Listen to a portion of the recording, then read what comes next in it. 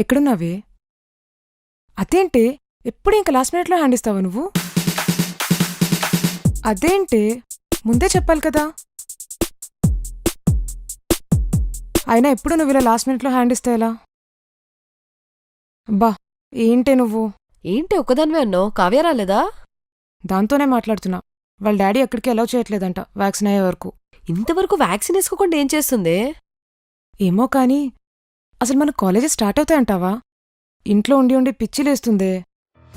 బా అందరిది అదే ఫీలింగే. అసలు ఈ కోవిడ్ వల్ల మన స్టూడెంట్స్ అందరం జైలు జీవితం గడిపేస్తున్నాం లిటరల్గా. జైలైనా కొంచెం బెటరేనే. చుట్టూ 100 మంది అయినా కనిపిస్తారు చూడ్డానికి. ఆల్రెడీ 1 year ఇంట్లోనే అయిపోయింది. పొరపాటున థర్డ్ వేవ్ గాని వచ్చిందనుకో, ఫైనల్ ఇయర్ కూడా ఇంట్లోనే.